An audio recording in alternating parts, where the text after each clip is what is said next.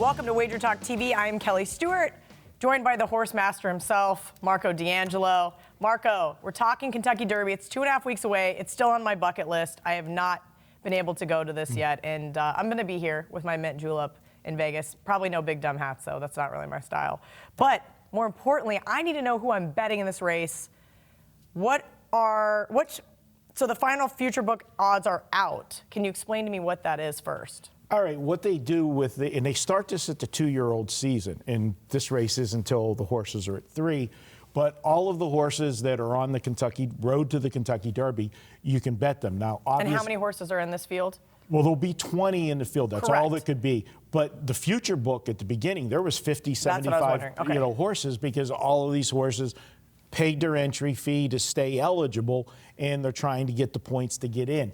So over the years, a few years ago, Doug O'Neill, trainer, had a horse, I'll Have Another, won the Kentucky Derby.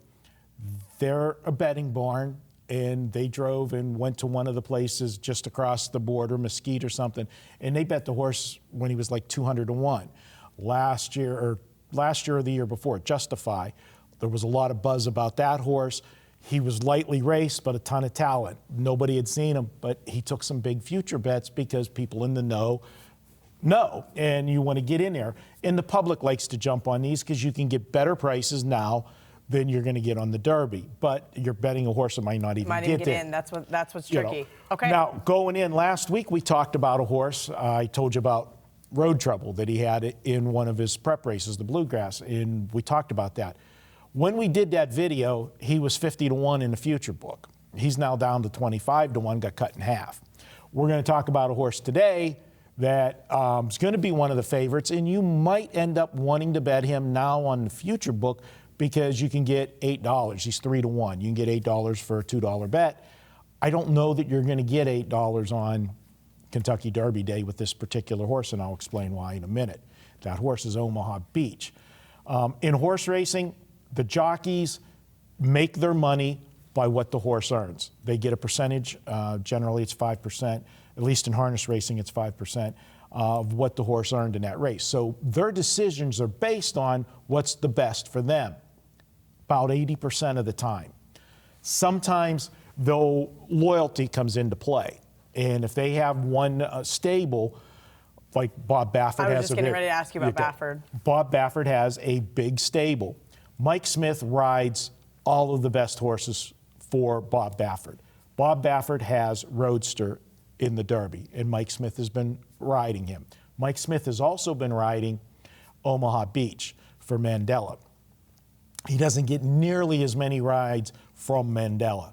So a lot of people were speculating that he had a choice to make. He's going to stay with Baffert because of the loyalty factor. His agent is, I think his first name's Brian, but his last name's Pegram. The biggest owner for Baffert is his agent's brother. They've owned horses. So that's another factor in he was going to ride Roadster. Roadster, okay. He didn't pick Roadster.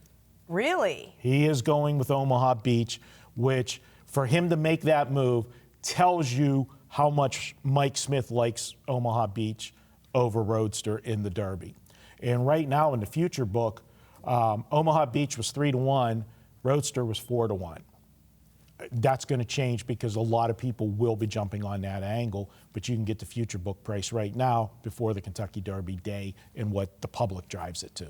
Wow, all sorts of good stuff from Marco. Okay, who are some long shots, live long shots? You know me, I like those underdogs. I want to bet those crazy prices on the horses that probably aren't going to win, but they're always fun to maybe throw in a trifecta.